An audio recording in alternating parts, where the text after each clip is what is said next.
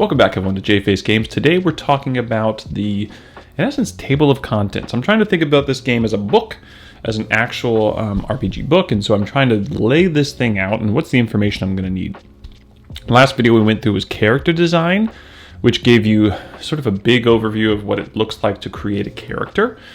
And that gives you the flavor of what your character might, how they're kind of fleshed out. Today we're going to be talking about what are all the things that we need to list out in terms of like a table of contents and what we're going to need to flesh out individually.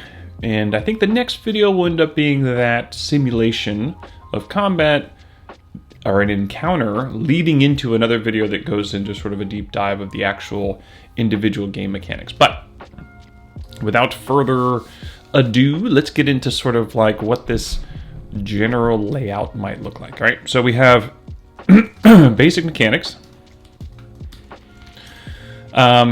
We're going to get into that. That'll be video 3, basic mechanics, right?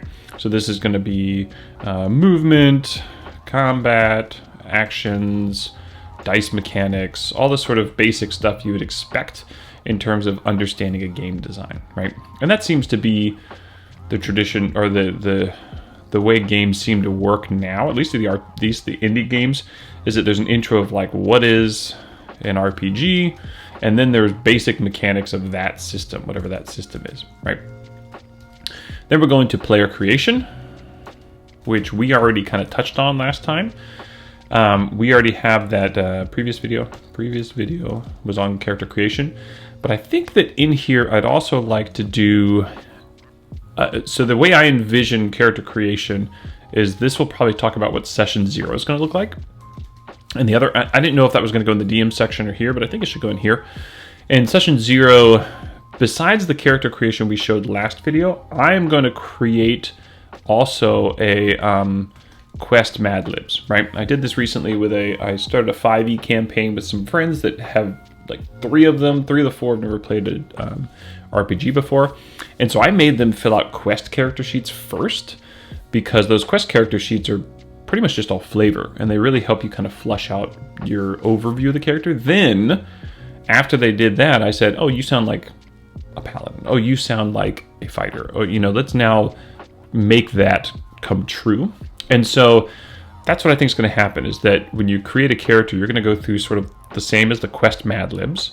Then you're probably going to do the actual character design, right? Which is like the previous video. So we'll bring this down.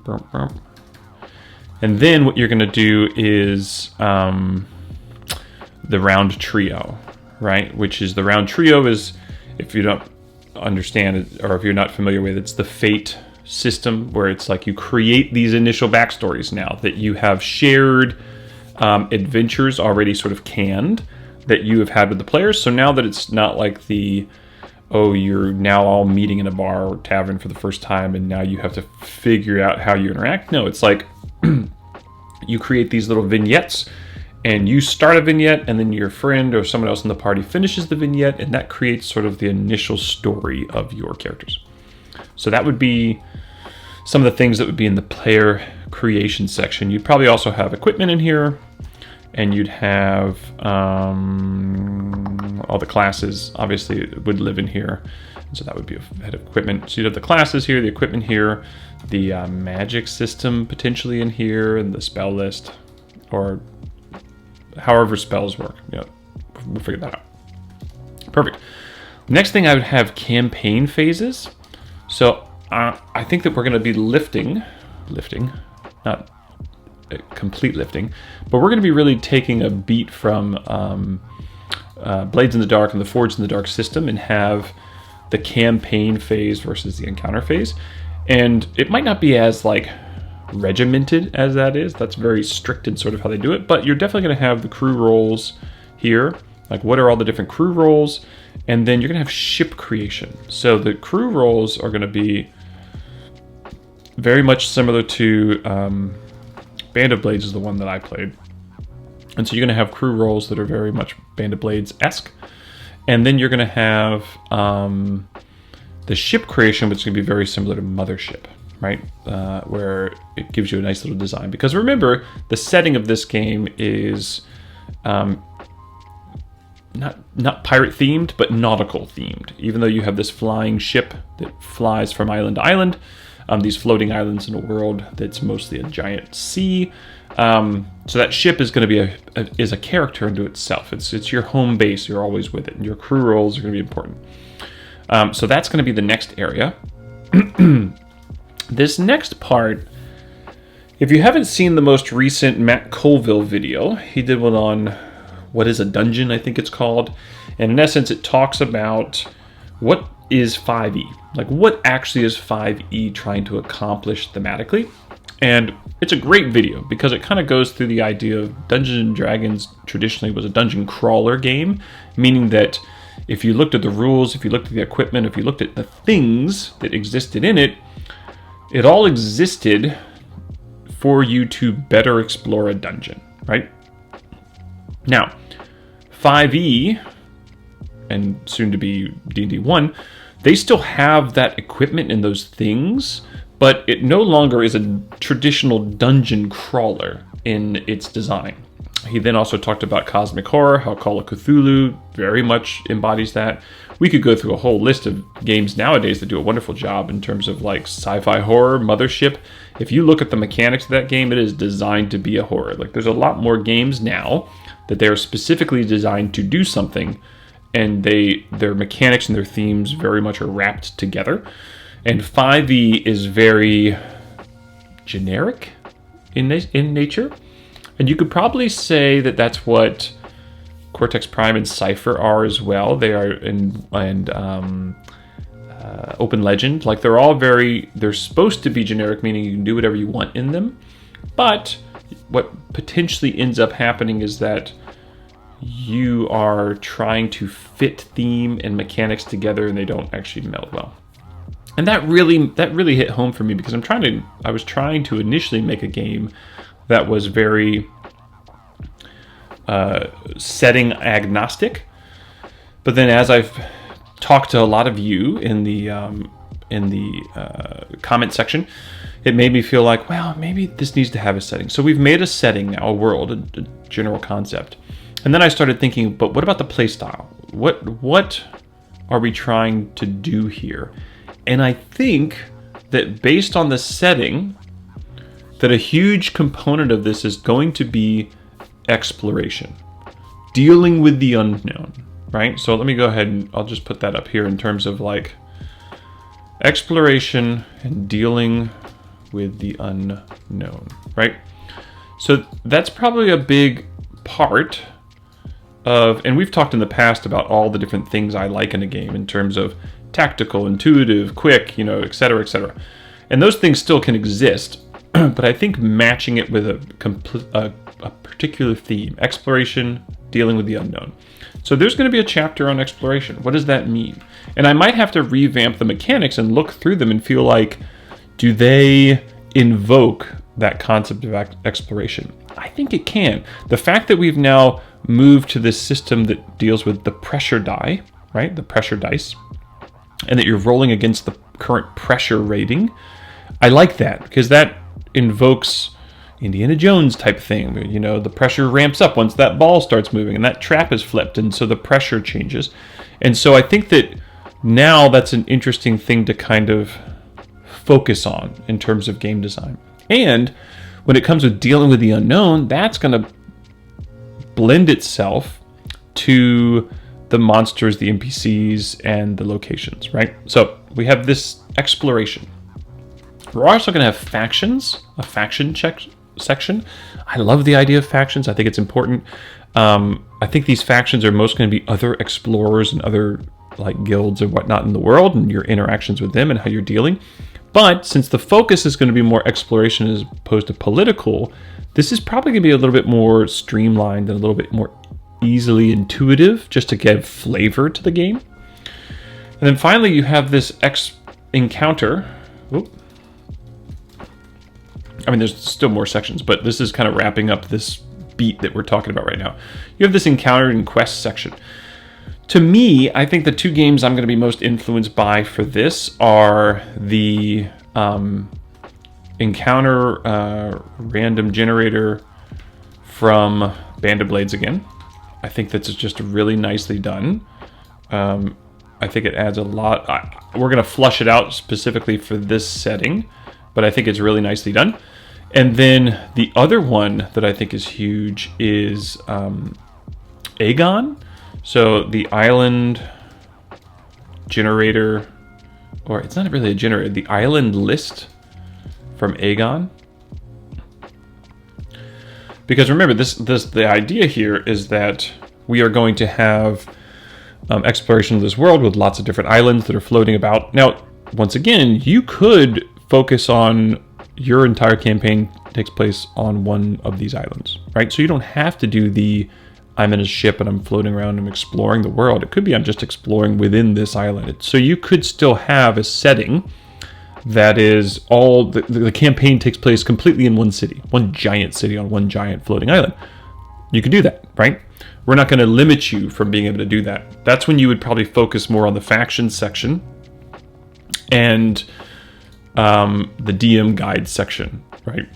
Whereas maybe if you're more of these people that are really leaning into the ship creation and the exploring, now you're looking at this, encounter generator and island list, because it's that combination of, I don't know what the next island on the horizon is going to be. I might be able to influence what type of resources it has based on whatever roles. But now what kind of encounters are occurring there and what kind of island it is going to kind of come from this area. Next we have the DM section, DM guide. This is going to be I think that we're going to take influence from ICRPG, because he does such a beautiful job of the encounter room types, right? So this is more like, this is encounter as in like, this could even be like more mission quest. This is more thematically overview. This is more like, this is the type of room you could have with this type of design, and this is the individual encounter, right? So you're gonna have some stuff in there. You'll probably have the traditional sort of like, what's your role as a GM storyteller, right? Very standard for people that haven't been in this kind of game or played an RPG. I think the other thing, DM guide, there was something else in here I wanted to add. We'll come back to it if it pops in my head. Then finally you have the how to play section, right? This is going to be more detailed, flushed out rules plus tips and tricks, just to help influence your playstyle. You'll have the world, so the actual like setting, lore,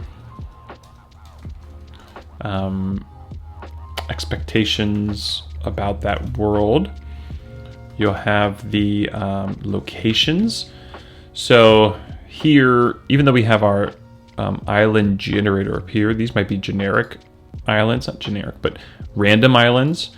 This is going to be the actual main locations that are staples in all campaigns, right? Monsters, NPCs. So this is where what I think would be exciting is that we're really leaning into that concept of, and I'll tell you what, we're gonna I'm just a stickler for this kind of stuff. So we'll close these up a little bit. I don't know if this is a good idea, but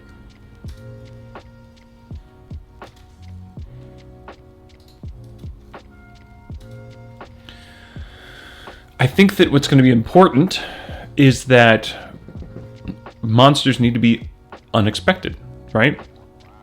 Meaning that there's going to be some random concepts to monsters, right? We've talked about this a long time back, where there might be things that you discover about monsters that then changes the nature of how you're able to fight them and how you're able to deal with them. There might be base monster concepts, meaning like, if we could take 5e, like orc, goblin, gnoll, hobgoblin. but then you have subsets of them that are randomly generated. So it's all of a sudden next thing you know, this is a troll, and so you understand the general concepts of a troll, but this troll does things very differently.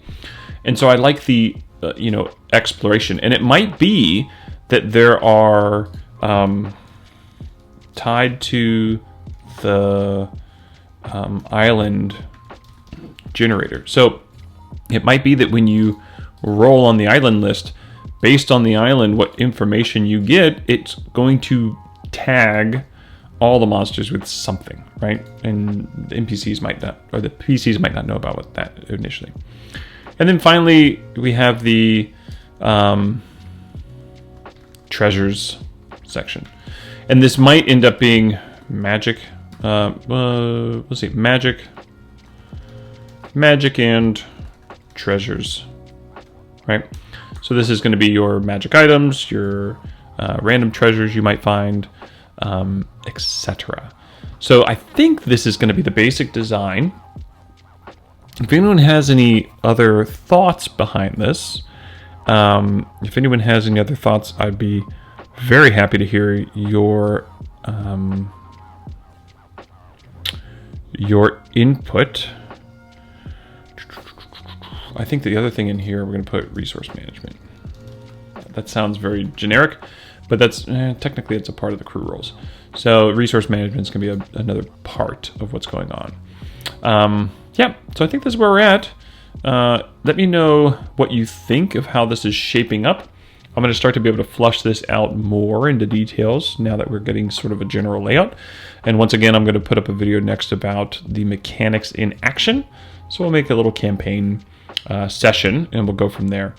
I'm also, now that we're getting to this point in the design, I've created a Discord channel. So down in the doobly-doo, as they say, there's a link to the Discord channel, so hope to see you in there. All right, hit the bell, hit the subscribe, leave a comment, hit the like button. That's all the stuff I think you're supposed to do in these things. And I can't wait to talk to you guys soon.